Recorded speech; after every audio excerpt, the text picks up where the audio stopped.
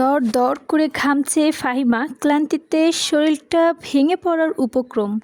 কপালের বিন্দু বিন্দু ঘাম হাতের তালু দিয়ে মুছে শীর্ণ পায়ে হেঁটে একটা চেয়ার টেনে বসতেই তার হাত থেকে লাঠিটা মেঝেতে পড়ে মৃদু শব্দ তুলল।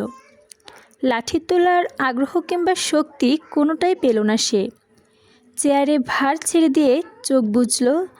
ফাহিমার অত্যন্ত দক্ষ হাত, শক্তিশালী বাহু, পুরুষের মতো উচ্চতা। তার জিজ্ঞাসাবাদের দায়িত্ব পালনে সে শতভাগ সফল। আসামির মুখ থেকে কথা বের করাতে যে কোনো কিছু করতে বদ্ধপরিকর সে। বড় বড় রাঘব বলরাও তার সামনে টিকে থাকতে পারে না। অপরাধীরাও তার হাত থেকে বাঁচার জন্য ভেতরের সব কথা উগরে দেয়নি। এমন ঘটনা কখনো ঘটেনি। অথচ আজ 5 দিন যাবৎ এক অল্প বয়সী মেয়ে তার হেফাজতে থাকার সত্ত্বেও মুখ দিয়ে টু শব্দও করেনি। শারীরিক মানসিক কোনো নির্যাতন বাকি রাখা হয়নি, তবুও তার আর্তনাদ কেউ শুনতে পায়নি। যেন একটা পাথরকে লাগাতার পেটানো হচ্ছে, যার জীবন নেই, ব্যথা নেই, একটি জড়বস্তু মাত্র। এই পাথরের রক্ত ঝরে কিন্তু জবান খোলে না। ফাহিমা দীর্ঘশ্বাস ছেড়ে চাপা আক্রোশ নিয়ে মেয়েটিকে শাসালো। শেষবারের মতো বলছি, মুখ খোল। মেয়েটি তার থেকে 2 হাত দূরে চেয়ারে বাঁধা অবস্থায় চিমুচ্ছে।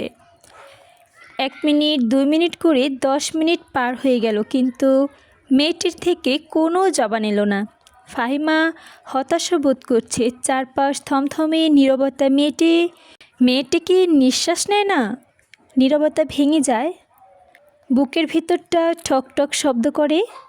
উপস্থিত হয় ইন্সপেক্টর তুষার। তাকে দেখেই ফাহিমা উঠে দাঁড়ালো, স্যালুট করে।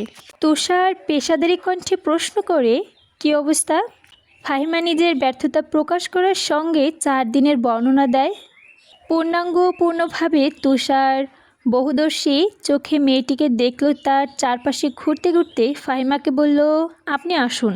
রিমান্ডে আসামিকে বিভিন্ন নির্যাতনের মাধ্যমে জিজ্ঞাসাবাদ করার ব্যাপারটা ফাহিমার কাছে ভীষণ উপভোগ্য, কিন্তু এই প্রথম সে কোনো দায়িত্ব পালন করতে চাচ্ছে।